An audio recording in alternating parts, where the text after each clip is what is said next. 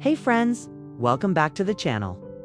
Today, we're talking about something I hear from parents all the time, sometimes in frustration, sometimes in confusion. Why do kids today seem to get upset or offended so easily? And more importantly, how can we talk to our kids so they actually feel heard instead of feeling attacked?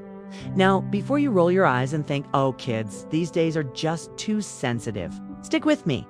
Because the truth is, it's not always about what we say. It's about how they hear it. Let's be real.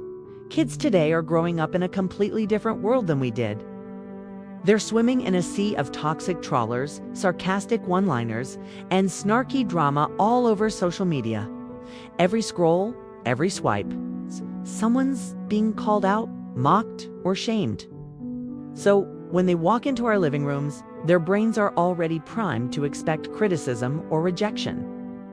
That means it doesn't take much, a look, a tone of voice, a choice of words, for them to feel like they're under attack, even when we're coming from a place of love.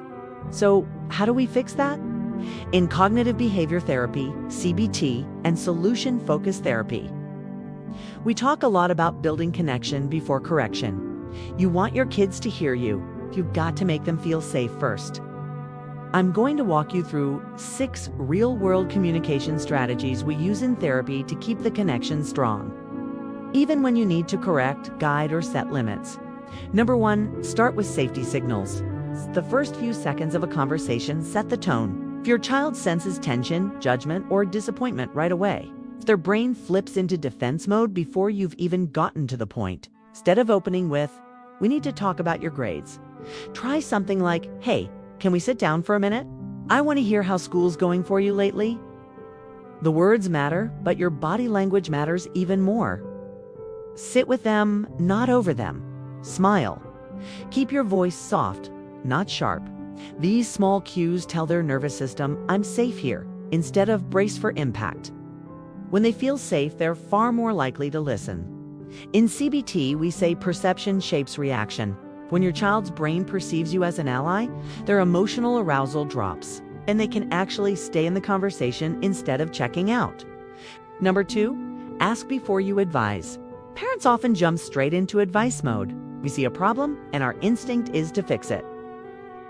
But for a kid, unsolicited advice often feels like control, not care.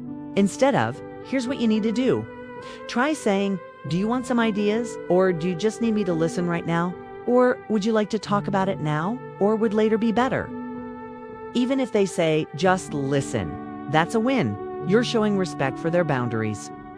And the magic is, when they feel in control of the conversation, they're more likely to ask for your advice later. Number 3, use curiosity, not conclusions. Jumping to conclusions is like slamming a door before the conversation even begins, instead of, "You're just being lazy again." Try saying, "Can you help me understand what made this hard to get done?" Or instead of, "You're in a bad mood for no reason," try saying, "Looks like something's bothering you. Want to tell me what's up?" Curiosity is a built-in pause button. It buys you time, lowers the emotional temperature, and invites your child to share their side. Sometimes you'll discover the problem is completely different than you thought. Number 4, name the emotion, not the fault. Here's a simple shift that makes a huge difference. Acknowledge the feeling without labeling the person.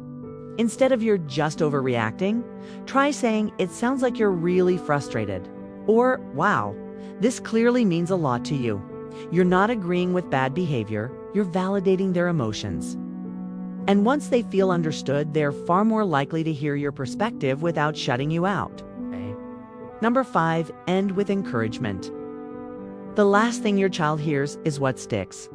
If you end on a critical note, "Don't let this happen again," that's what they'll replay in their heads. But if you end with belief and trust, you build their confidence and keep the door open. Say, "I know you can handle this next time. You've done it before." Or, "I appreciate how you're willing to talk this through with me." Encouragement isn't fluff. It's a reminder that you believe they're capable of growth. In solution-focused therapy, we build on strengths. Encouragement reminds your child that you see their potential even when they mess up. Number 6, when you blow it. And yes, even the best parents blow it. We slip into lecture mode.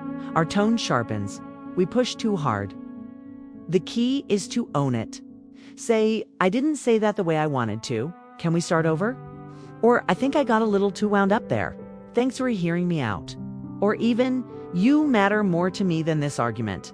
Let's figure the rest out later.